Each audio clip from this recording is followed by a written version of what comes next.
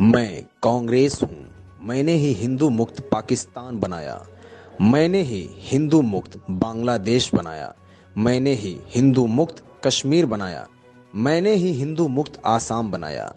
मैंने ही हिंदू मुक्त केरल बनाया। मैं ही हिंदू मुक्त हैदराबाद बनाने का सौभाग्य प्राप्त करता हूँ।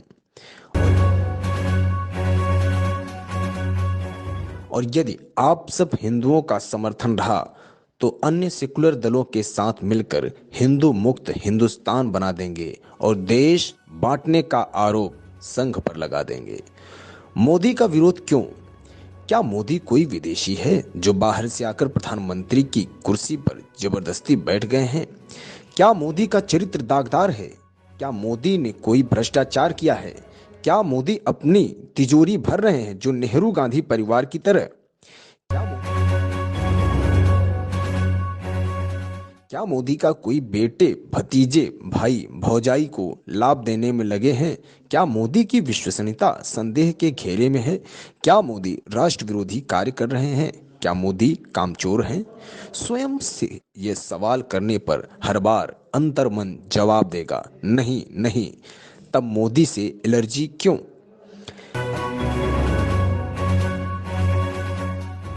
अल्पज्ञानी आरोप लगाते हैं कि राम मंदिर नहीं बनवाया, धारा 370 नहीं हटवाया, पीडीपी के गठबंधन किया, 15 लाख नहीं दिए, अच्छे दिन नहीं आए। तो ये बताओ कि तुम्हें सभी विषयों में 100% नंबर मिले थे क्या? पहले नौकरी लगते ही घर खरीद लिया था क्या? पांचवा तल्ला बनने से पहले मजबूत नींव नहीं बनाई थी क्या? पांचवा गियर पहले लगता है कि पहला गियर? उदाहरण और भी जोड़ सकते हैं। कोई नहीं बताता कि अगर मोदी नहीं तो कौन कौन कौन बना सकता है स्थायी सरकार? कौन बनवा सकता है राम मंदिर? कौन हटवा सकता है धारा 370? कौन करवा सकता है किसानों की सुरक्षा? कौन करवा सकता है भारत की रक्षा? एक साजिश है लुटेरों की ताकि आप फंस जाएं और उनको लूटने को मिले। 2014 से आज तक सारे चोर, चुहार, देशद्रोही, आतंकी टाइप के लोग क्यों पगलाए हैं? जरा सोचिए। अगर आपने आज मोदी का साथ नहीं दिया तो जैसे वाजपेयी सरकार के जाने के बाद सोनिया की गुलामी 10 साल तक करनी पड़ी थी, अब की बार शायद 100 साल से भी ज्यादा करनी पड़ेगी। खून के आंसू रोना पड़ेगा। सोचिए। हमने अपने देश की बागडोर मोदी जी जैसे एक ऐसे मजबूत और ताकतवर व्यक्ति के हाथों में दी है जो देश के 125 करोड़ हिंदुस्तानियों के भविष्य के बारे में 24 घंटे सोचते हैं और उनके भविष्य को संवारने के लिए निरंतर कार्य करते हैं। मीडिया और लोगों का विरोध सुनकर भी वो देश के भविष्य के लिए कार्य कर रहे हैं, अपने लिए नहीं, हमारे भारत के स्वर्णिम भविष्य के लिए जी रहे हैं।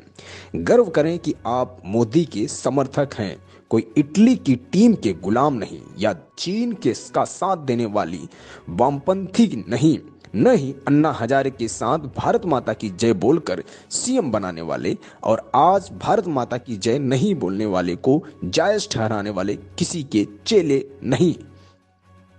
10 लोगों को शेयर करें ये ऑडियो। दुष्प्रचार करने वालों को तो पैसा मिलता है, देश से उनको कोई मतलब नहीं, पर आप सुप्रचार करें। आप सुप्रचार करें तो हमारा आपका देश सुरक्षित रहेगा और आने वाली आपकी पीढ़ियां एक जगत गुरु भारत की संतानें होंगी।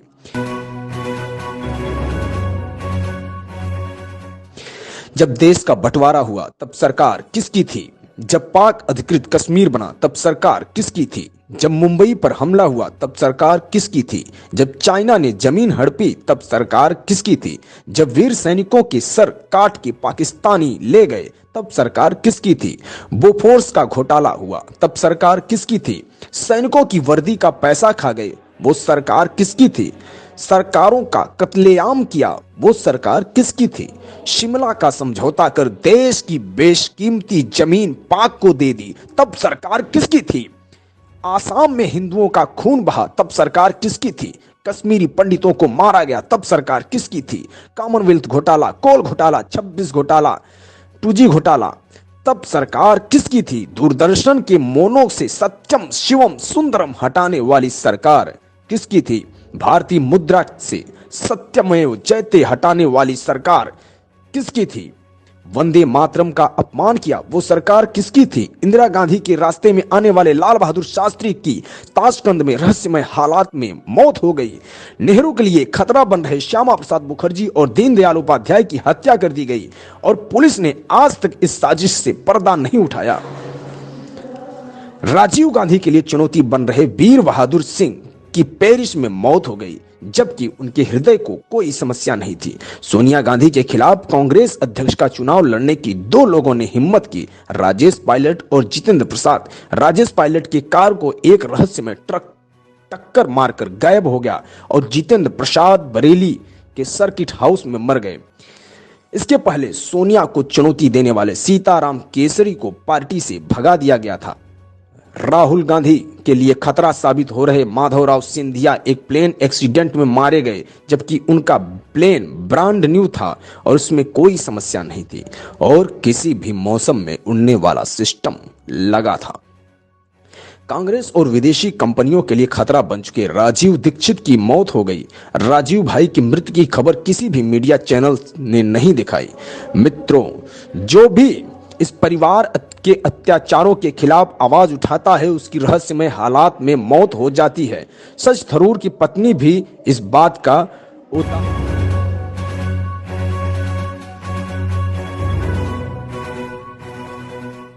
उदाहरण है। सिर्फ पढ़ो मत, शेयर करो। संविधान की धारा 30A के तहत विद्यालयों में गीता रामायण पढ़ाना क्यों प्रतिबंधित है और मदरसों में कुरान और ईसाइयों को बाइबल पढ़ाने की छूट?